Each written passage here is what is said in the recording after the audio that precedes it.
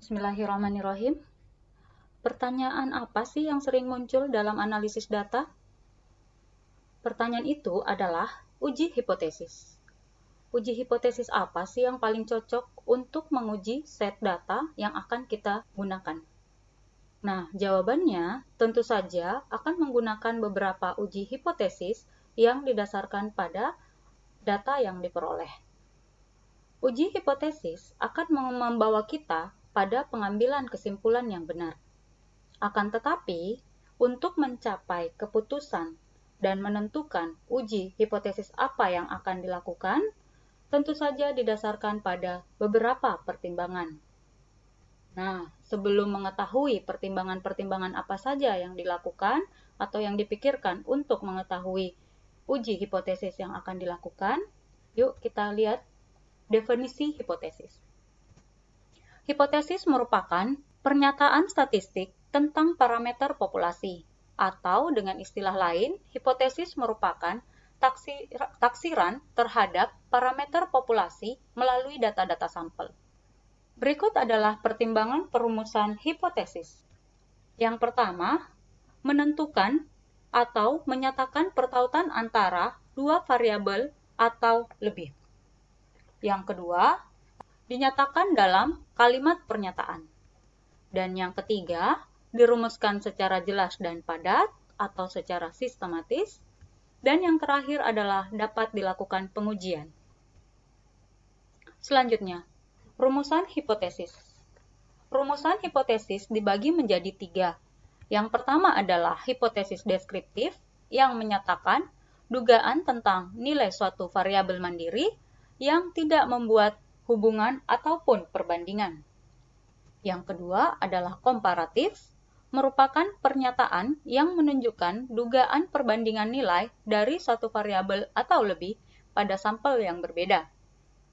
Dan yang ketiga adalah asosiasi, yakni menyatakan suatu pernyataan yang menunjukkan dugaan tentang hubungan antara dua variabel atau lebih.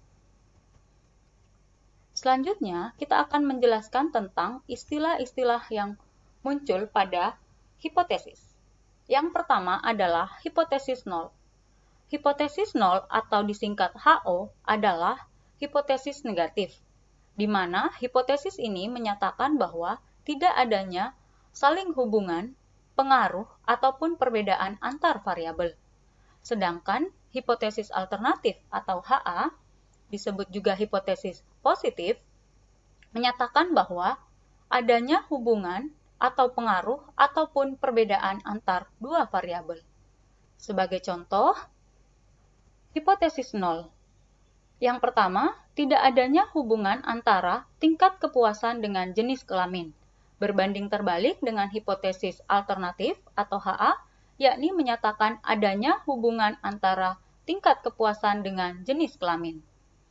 Yang kedua, untuk hipotesis pengaruh, jika kita menyatakan bahwa hipotesis nol, maka dinyatakan bahwa tidak ada pengaruh pemberian variasi dosis terhadap efek. Sedangkan hipotesis alternatifnya adalah adanya pengaruh pemberian variasi dosis terhadap efek yang ditimbulkan. Dan yang terakhir, hipotesis perbedaan menunjukkan hipotesis nolnya, yakni tidak adanya perbedaan antara tingkat pengetahuan setelah dilakukannya edukasi, sedangkan hipotesis alternatif dinyatakan sebagai adanya perbedaan tingkat pengetahuan setelah edukasi.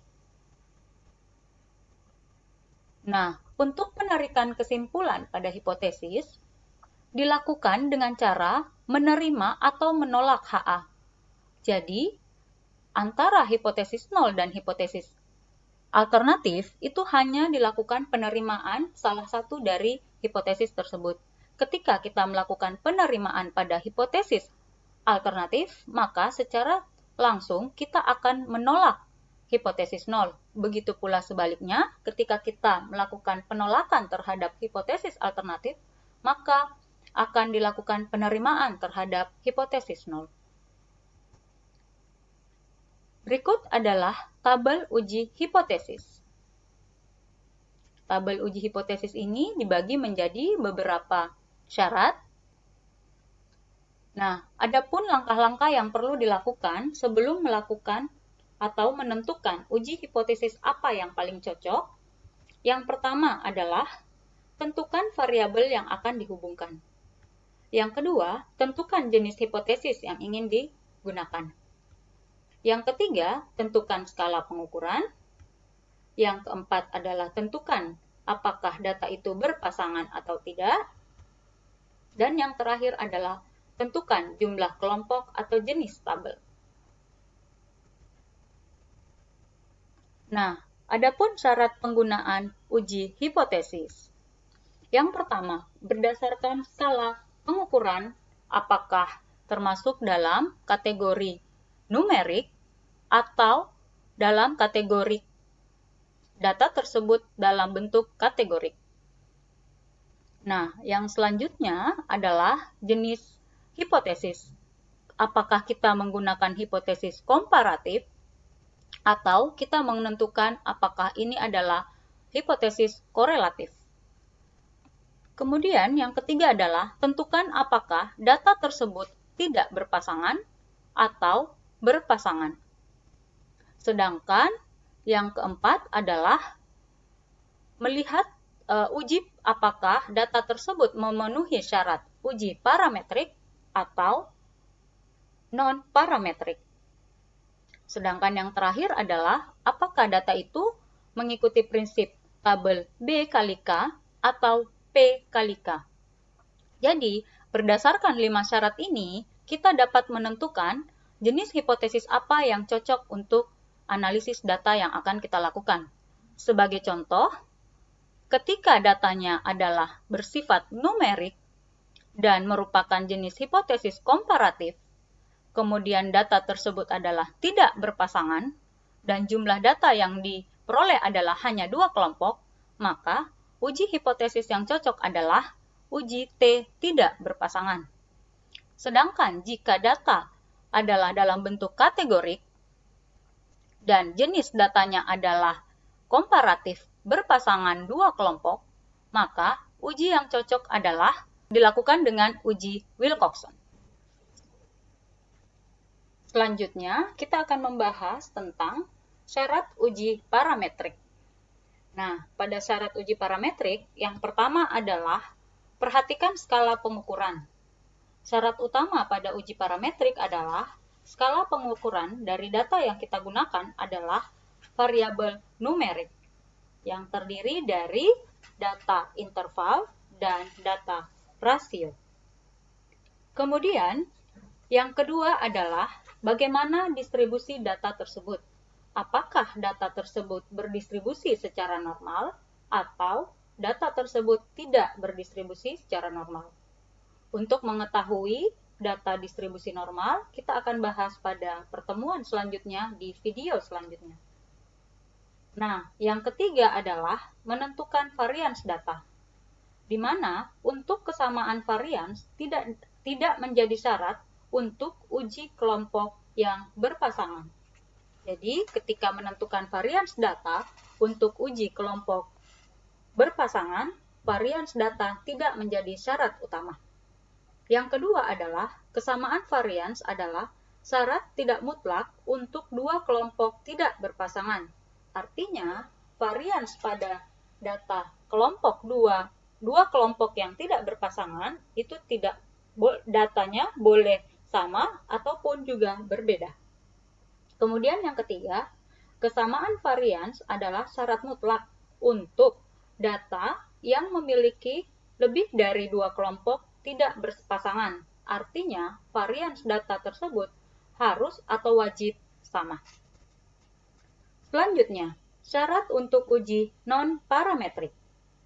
Uji non-parametrik dilakukan dengan keadaan sebagai berikut. Yang pertama, jika masalahnya adalah skala pengukuran variabel, maka skala variabel untuk uji non-parametrik adalah variabel kategorik atau data nominal dan ordinal.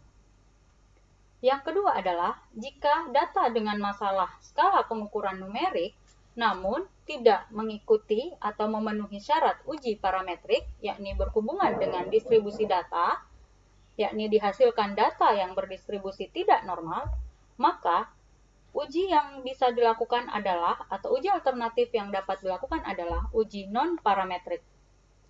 Nah, berikut adalah tabel-tabel uji analisis yang bisa dilakukan untuk uji non-parametrik. Nah, bagaimana?